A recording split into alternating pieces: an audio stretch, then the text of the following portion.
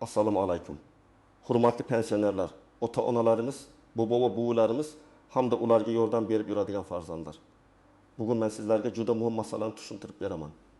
O'ttim avgustgacha ishlatilmagan pullar kuyadi degan gap nimani anglatadi? Qaysi pullarga tegishli, kim xavotir olishi kerak, kim esa tinchgina yurishi mumkin? Bu ma'lumot hammaga tegishli. Chunki ko'p odamlar pensiyam kartada turibdi. Demak kuyib ketadimi? Uyda kasal yotgan odam pulini olmasa nima bo'ladi? Bank kartasidagi pul yo'qolib qoladimi? 30 avgustdan keyin davlat pulini qaytarib oladimi?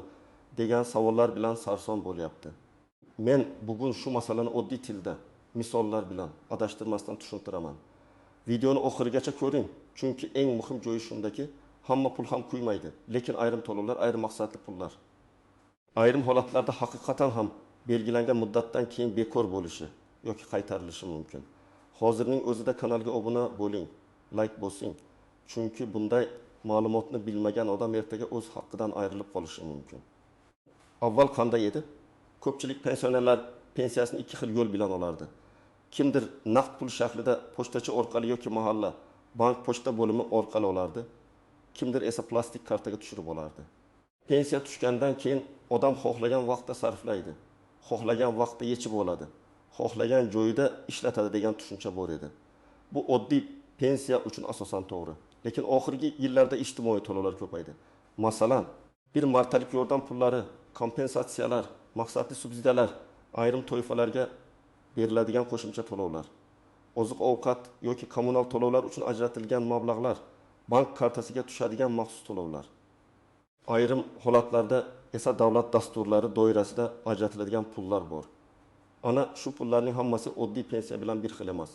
Shu yerda eng katta chalkashlik paydo bo'ladi.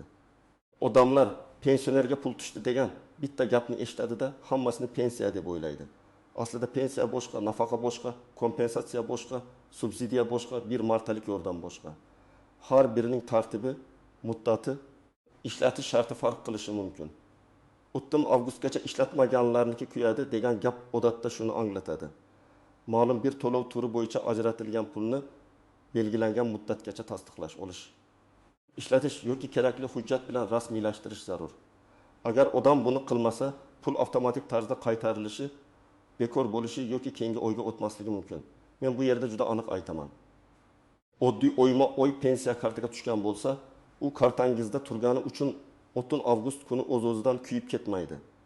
Bank kartasidagi shaxsiy mablag' sizniki. Lekin agar sizga maqsadli yordam, kompensatsiya, subsidiya, bir martalik to'lov yoki belgilangan muddat ichida foydalaniladigan mablag' tushgan bo'lsa, ana shunda ehtiyot bo'lish kerak. Birinchi navbatda oxirgi oylarda odatdagi pensiyasidan tashqari qo'shimcha pul tushgan pensionerlar tekshirish kerak. Masalan, siz odatda oyiga 1 million 200 ming so'm pensiya olasiz. Lekin iyul yoki avgust oyida kartangizga 1 million 200 ming emas, 1 million 600 ming yoki 2 million so'm tushdi. Siz davlat oshiribdi shekilli deb yuribsiz. Mana shunday holatda pul nimaga tushganini aniqlab olish kerak. Bu pensiya oshirilganimi, qayta hisob kitobmi, kompensatsiyami, bir martalik yordammi yoki boshqa to'lovmi? Ikkinchi toifa, bank kartasidan foydalanishni bilmaydigan, pul tushganini ko'rmaydigan, SMS xabarnomasi yo'q pensionerlar. Ko'p bobo buvilar kartani sandiqqa solib qo'yadi. Bolam kelganda yechib beradi deydi. Lekin agar kartaga maqsadli to'lov tushgan bo'lsa va uni tasdiqlash, olish yoki belgilangan muddat ichida ishlatish kerak bo'lsa, odam bilmay qoladi. Natijada pul qaytib ketishi mumkin. Uchinchi toifa hududidan vaqtincha ketganlar. Masalan, pensioner yozda farzandiniga Toshkentga, Samarqandga, Farg'onaga yoki boshqa viloyatga ketgan. O'zi ro'yxatda turgan joyda esa unga biror ijtimoiy yordam ajratilgan bo'lishi mumkin. Xabar kelgan, lekin odam uyda yo'q. Mahalladan chaqirishgan, lekin u bormagan. Bankdan hujjat kerak bo'lgan, lekin topshirmagan. Muddat o'tib ketadi. Mana shunday holatda men bilmadim degan gap har doim ham yordam bermaydi. To'rtinchi toifa nogironligi bo'lgan, uydan chiqa olmaydigan, yolg'iz yashaydigan pensionerlar. Bunday insonlarga alohida e'tibor kerak. Chunki ular o'zlari bankka bora olmasligi mumkin, mahallaga bora olmasligi mumkin, ariza yozishni bilmasligi mumkin. Farzandlari yoki yaqinlari esa pensiyasi tushyapti-ku deb beparvo yuradi. Aslida qo'shimcha to'lov borligini tekshirish kerak bo'ladi. 5-toifa pensiya yoki nafaqa bo'yicha hujjatlarda o'zgarish bo'lganlar. Masalan, pasport almashtirgan, bank kartasi muddati tugagan, yashash manzili o'zgargan, familiyasi o'zgargan, nogironlik guruhi qayta ko'rikdan o'tgan, boquvchisini yo'qotganlik nafaqasi bo'yicha ma'lumotlar yangilangan. Bunday holatlarda pul tushgan bo'lsa ham, undan foydalanishda muammo chiqishi mumkin. Kim xavotir olmasligi mumkin? Agar siz har oy oddiy pensiyangizni kartaga olib kelayotgan bo'lsangiz, karta faol bo'lsa, pulingiz shaxsiy hisobingizda turgan bo'lsa, hech qanday maxsus xabar ogohlantirish, mahalladan chaqiruv. Bankdan talab bo'lmasa, odatda u pul o'z-o'zidan yo'qolib qolmaydi. Siz uni 30 avgustdan keyin ham ishlatishingiz mumkin. Lekin men baribir bitta narsani maslahat beraman. Menga tegishli emas deb o'tib ketmang. Chunki ko'p odam muammo bo'lmaguncha tekshirmaydi. Keyin esa nega pul qaytib ketdi? Nega menga berilmadi? Nega ro'yxatdan tushib qolibman deb yuradi. Birinchi misol. Toshkent viloyatida yashaydigan bir pensioner oyiga 20 million 470 ming so'm pensiya oladi. Avgust oyida kartasiga 20 million 470 ming emas, 20 million 770 ming so'm tushdi. U 300 ming so'm ortiqcha pulni pensiya oshgan deb o'yladi. Lekin aslida bu kommunal xarajatlar uchun kompensatsiya bo'lishi mumkin yoki oldingi oydan qayta hisob-kitob bo'lishi mumkin. Agar bu maqsadli kompensatsiya bo'lsa, uning alohida tartibi bo'ladi. Bankdan yoki pensiya jamg'armasidan aniqlasa, pulning kelib chiqishi ma'lum bo'ladi. Aniqlamasa, keyin hisob-kitobda chalkashlik chiqishi mumkin. Ikkinchi misol.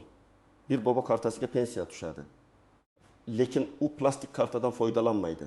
Har 3 oyda bir marta nevarasi keladi, bankomatdan pul yechib beradi. Agar boboning kartasiga oddiy pensiya tushayotgan bo'lsa, 3 oy tursa ham pul qoladi. Lekin agar alohida ijtimoiy yordam puli tushgan bo'lsa va u 30 avgustgacha rasmiylashtirilishi yoki sarflanishi kerak bo'lgan bo'lsa, bobo bilmay qolishi mumkin. Shuning uchun nevarasi hech bo'lmasa oyiga bir marta karta tarixini tekshirish kerak. Uchinchi misol. Bir pensioner onaxonning bank kartasi muddati tugagan. Pensiya tushgan, lekin karta orqali ishlata olmayapti. U pulim kuyib ketmasin deb qo'rqadi. Bu yerda yechim bor. Banka borib kartani yangilash kerak. Pul odatda hisob varaqda qoladi, karta faqat undan foydalanish vositasi. Lekin agar karta yangilanmagani sababli odam maxsus to'lovni vaqtida ishlata olmasa, muammo paydo bo'lishi mumkin. Demak, karta muddati, SMS xabar, PIN kod, bank ilovasi yoki bankomat orqali tekshirish muhim. 4-misol. Bir inson nogironligi bo'yicha nafaqa oladi. Qayta tibbiy ko'rikdan o'tishi kerak edi, lekin kechikdi. Natijada nafaqa to'xtab qolishi mumkin. Bu pul kuydi degani emas, lekin huquq vaqtida tasdiqlanmagani uchun to'lov to'xtaydi. Keyin hujjat to'g'rilansa, ayrim hollarda qayta hisoblanadi. Ayrim hollarda esa muddat o'tgani uchun yo'qotish bo'lishi mumkin. Shuning uchun muddatli hujjatlarga beparvo bo'lmaslik kerak. 5-misol. Mahalla tomonidan kam ta'minlangan oilaga yoki yolg'iz pensionerga yordam ajratilgan. Odamga falon sanagacha kelib hujjat topshiring deyilgan. U esa keyin boraman deb yuribdi. Belgilangan muddat 30 avgust bo'lsa, undan keyin ro'yxat yopilishi, mablag' boshqa tartibda qayta taqsimlanishi yoki ariza qabul qilinmasligi mumkin. Bu oddiy pensiya emas, bu maqsadli yordam. Ana shunday pullar bo'yicha kuyadi degan gap ko'proq ishlatiladi. Pensiya bu sizning mehnat staji, yosh ijtimoiy sug'urta va qonuniy huquqingiz asosida har oy to'lanadigan mablag'. U oddiy bank kartasiga tushsa shaxsiy pulingizga aylanadi. Siz uni bugun ishlatasizmi? Bir oy keyin ishlatasizmi? Odatda farqi yo'q. Nafaqa ham ayrim toifalarga har oy beriladigan to'lov bo'lishi mumkin. Masalan, nogironlik, boquvchisini yo'qotganlik, yoshga doir ijtimoiy nafaqa kabi turlari bor. Bu to'lovlar uchun huquq tasdiqlanishi kerak. Hujjat muddati tugasa yoki shart buzilsa, to'lov to'xtashi mumkin. Kompensatsiya bu biror xarajatni qoplash uchun beriladigan pul. Masalan, kommunal to'lovlar, dori-darmon, yo'l haqi yoki boshqa xarajatlar bo'yicha bo'lishi mumkin. Kompensatsiyaning o'z tartibi bo'ladi. Ba'zida hisob-kitob orqali avtomatik beriladi, ba'zida hujjat talab qilinadi. Subsidiya esa maqsadli yordam. Masalan, uy-joy, kommunal, issiqlik, gaz, elektr, ijara yoki boshqa maqsad uchun berilishi mumkin. Subsidiya ko'pincha faqat ma'lum maqsadga ishlatilsin degan shart bilan ajratiladi. Shu sababli unda muddat, hujjat, tasdiq, elektron ariza yoki mahalla ro'yxati bo'lishi mumkin. Bir martalik yordam esa nomidan ma'lum, bir marta beriladi. Mana shu to'lovlar bo'yicha muddatga juda ehtiyot bo'lish kerak. Chunki bir martalik yordamda keyingi oy yana beriladigan kaflat bo'lmaydi. Agar siz belgilangan vaqtda olmasangiz, yoki hujjat topshirmasangiz imkoniyatni yo'qotishingiz mumkin. Agar xabarda aynan 30 avgust sanasi ko'rsatilgan bo'lsa, bu odatda hisobot davri, dastur tugash muddati. Ariza qabul qilishning oxirgi kuni, karta orqali foydalanishning so'nggi sanasi yoki mablag'ni tasdiqlash muddati bo'lishi mumkin. Masalan, ayrim to'lovlar bo'yicha tashkilotlar 30 avgustgacha bank kartangizni faollashtiring. 3 avgustgacha pulni yechib oling. 3 avgustgacha ariza bering. 3 avgustgacha ro'yxatdan o'ting. 3 avgustgacha hujjatlarni yangilang deb aytishi mumkin. Bu ogohlantirishni e'tiborsiz qoldirish mumkin emas. Lekin men yana takrorlayman. Agar sizga hech qanday rasmiy xabar kelmagan bo'lsa, oddiy pensiyangiz kartada turgan bo'lsa, kimdir internetda hammaniki kuyadi deb yozgani uchun vahimaga tushmang. Avval manbani tekshiring. Telefoningizga kelgan SMS qaysi tashkilotdan, mahalla nima deyapti? Bank nima deyapti? Pensiya jamg'armasi nima deyapti? Ana shular muhim. Mana shu kabi xabarlar chiqqanda firibgarlar ham ko'payadi. Ular pensionerlarga qo'ng'iroq qilib, 3 avgustgacha pulingiz kuyadi. Kartangiz raqamini ayting. SMS kodini ayting. Biz saqlab beramiz deydi. Hech qachon bunday qilmang. Men qat'iy ogohlantiraman. Bank kartangizning to'liq raqamini begona odamga aytmang. Amal qilish muddatini aytmang. Orqa tomonidagi CV kodini aytmang. SMS orqali kelgan tasdiqlash kodini aytmang. Bank xodimi ham, pensiya jamg'armasi xodimi ham sizdan SMS kod so'ramasligi kerak. Agar so'rasa, bu juda katta shubha. Agar kimdir pulingiz kuyib ketmasligi uchun menga karta ma'lumotini yuboring desa, darhol telefonni qo'ying. Farzandingizga bankning rasmiy raqamiga yoki mahalla mas'uliga murojaat qiling. Pensionerlarni qo'rqitib, shoshiltirib, aldab pulni yechib olish holatlari ko'p. Shuning uchun tez ayting, hozir bo'lmasa kech bo'ladi degan gap firibgarning asosiy usuli ekanini biling. Birinchi nozik jihat, bank kartasi bilan bank hisob varag'i bir narsa emas. Karta muddati tugasa, pul yo'qolmaydi, u hisob varaqda qoladi. Lekin siz undan foydalanish uchun kartani yangilashingiz kerak. Shuning uchun kartam ishlamayapti, pulim kuydi deb o'ylamang. Bankka boring. Ikkinchi nozik jihat. Pensiya oluvchining o'zi vafot etgan bo'lsa, to'lov bo'yicha alohida tartib bor. Bu holatda yaqinlari o'z vaqtida tegishli idoralarga murojaat qilishi kerak. Noqonuniy ravishda kartadan pul yechish keyin muammo keltirishi mumkin. Har bir vaziyatda meros, dafn puli, oxirgi to'lov kabi masalalar tartib bilan hal qilinadi. Uchinchi nozik jihat ishonchnoma. Agar pensioner o'zi bora olmasa, farzandi yoki yaqiniga notarial ishonchnoma berishi mumkin. Lekin ishonchnomaning muddati, vakolat doirasi aniq bo'lishi kerak. Pul olish, bank hisob varag'ini yuritish, hujjat topshirish kabi vakolatlar ko'rsatilgan bo'lsa yaxshi. 4-chi nozik jihat, ariza bilan murojaat qilish. Ko'p odam og'zaki so'raydi, lekin yozma iz qoldirmaydi. Agar sizning pulingiz tushmagan bo'lsa, noto'g'ri hisoblangan bo'lsa, muddat bo'yicha muammo bo'lsa, albatta yozma ariza qiling. Arizada sana FIH pasport ma'lumoti, telefon raqami, masalaning mazmuni aniq yozilishi kerak. Ariza nusxasiga qabul qilinganligi haqida belgi oldirib qo'ying yoki elektron murojaat qilsangiz, murojaat raqamini saqlab qo'ying. 5-chi nozik jihat. SMS xabar kelmasligi pul tushmadi degani emas. Ba'zida SMS xizmati o'chgan bo'ladi, telefon raqami almashgan bo'ladi, aloqa bo'lmaydi. Shuning uchun bankomat, bank ilovasi, bank bo'limi yoki ishonch telefoni orqali hisobni tekshirish kerak. Endi men sizlarga juda aniq yo'l yo'riq beraman. Agar siz pensioner bo'lsangiz yoki oilangizda pensioner bo'lsa, bugun quyidagi ishlarni qiling. Birinchi qadam, kartadagi pulni tekshiring. Bankomat orqali balansni ko'ring. Bank ilovasi bo'lsa kirib ko'ring. SMS xabarlarini tekshiring yoki bank bo'limiga boring. Oxirgi 2-3 oyda qanday tushumlar bo'lganini alohida ko'ring. Har oy bir xil pensiya tushyaptimi yoki qo'shimcha pul bormi? Ikkinchi qadam, tushum nomini aniqlang. Bank xodimidan bu pul pensiyami, kompensatsiyami, ijtimoiy yordammi, qayta hisob kitobmi deb so'rang. Pensiya jamg'armasi bo'limiga yoki ijtimoiy himoya mas'ullariga murojaat qiling. Uchinchi qadam, mahallaga boring yoki telefon qiling. Ayniqsa yolg'iz pensionerlar, nogironligi bo'lganlar, kam ta'minlanganlar, qo'shimcha yordam oluvchilar mahalla mas'ulidan so'rasin. Menga ajratilgan biror yordam bormi? 30 avgustgacha topshiriladigan hujjat bormi? Ro'yxatda turibmanmi deb aniqlashtiring. 4-chi qadam, hujjatlarni tayyorlang. Odatda pasport yoki ID karta, pensionerlik guvohnomasi yoki pensiya ma'lumotnomasi, bank karta rekvizitlari, yashash joyi bo'yicha ma'lumot, nogironlik bo'yicha hujjat, ishonchnoma, ariza kerak bo'lishi mumkin. Har bir holatda talab boshqacha, lekin asosiy hujjatlar shular. 5-qadam bank kartangiz muddatini tekshiring. Kartaning old tomonida amal qilish muddati yoziladi. Agar muddati tugagan bo'lsa yoki yaqin kunlarda tugasa, bankka borib yangilang. PIN kodni unutgan bo'lsangiz, bank orqali tiklang. Telefon raqamingiz kartaga ulanmagan bo'lsa, SMS xabarnomani yo'qing. 6-qadam. Agar pulni o'zingiz ola olmasangiz, yaqinlaringiz bilan qonuniy tartibda ishonchnoma qiling. Ayniqsa o'tib qolgan, harakatlana olmaydigan, uzoq qishloqda yashaydigan pensionerlar uchun bu juda muhim. Yaqiningiz sizning nomingizdan bankka, mahallaga, pensiya jamg'armasiga borish uchun vakolat bo'lishi kerak. 7-qadam. Hamma narsani yozib boring. Qaysi kuni qayerga bordingiz, kim bilan gaplashdingiz, qanday javob oldingiz, ariza raqami nechi. Qaysi hujjat yetishmayapti, bularni daftar qilib yozing.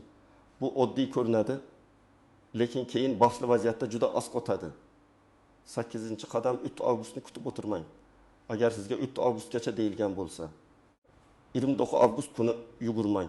Chunki oxirgi kuni navbat ko'p bo'ladi. Tizim ishlamay qolishi mumkin. Hujjat yetishmasligi mumkin. Bank va idoralar ish vaqti tugashi mumkin. Eng to'g'ri yo'l hoziroq tekshirish. Agar siz odatdagi pensiyangizni kutyapsiz, lekin pul tushmagan bo'lsa, vahima qilmang, lekin jim ham o'tirmang. Avval bankdan hisobni tekshiring. Ba'zida pul tushgan, lekin SMS kelmagan bo'ladi. Keyin pensiya jamg'armasi bo'limiga murojaat qiling. Pasportingizni, kartangizni, pensionerlikka oid hujjatlarni olib boring. Agar bank bizga pul kelmagan desa, masala to'lovni yuboruvchi tashkilotda bo'lishi mumkin.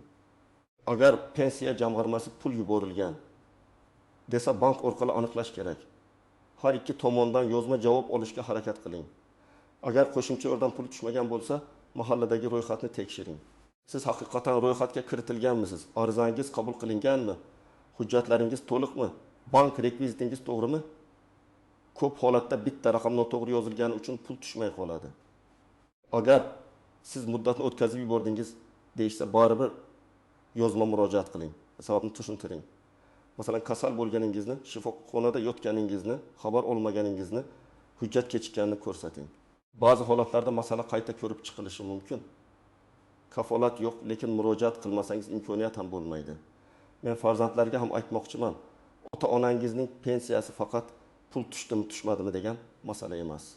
Ularning hujjatlari, kartasi, telefon raqami, SMS xabari, mahalladagi ro'yxati, tibbiy ko'rik muddati, nogironlik hujjati hammasini vaqtida tekshirib turing.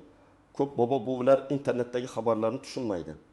Bank ilovasidan foydalana olmaydi. Firibgarni rasmiy xodimdan ajrata olmaydi.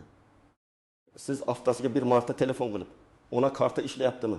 Ota SMS kelyaptimi? Mahalladan chaqirishmadimi?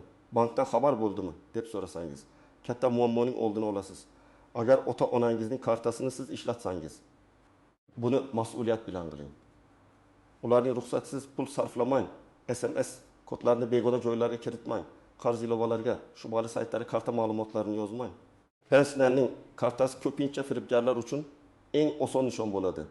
Bugungi mavzuning eng asosiy mazmuni shuki, 3 avgustgacha ishlatilmagan pullar kuyadi degan gapni eshitib, hamma pensioner vahimaga tushmasligi kerak. Oddiy pensiya bank kartasida turgani uchun o'z-o'zidan yo'qolib ketmaydi. Lekin maqsadli yordam, kompensatsiya, subsidiya, bir martalik to'lov, hujjat bilan tasdiqlanadigan nafaqa yoki maxsus dastur bo'yicha ajratilgan pul bo'lsa, belgilangan muddat juda muhim. Men sizga ekspert sifatida tavsiya qilaman. Bugunoq kartangizni tekshiring, tushum nomini aniqlang, mahalladan so'rang, bank kartangiz muddatini ko'ring, kerakli hujjatlarni tayyorlang va 3 avgustni kutib o'tirmang.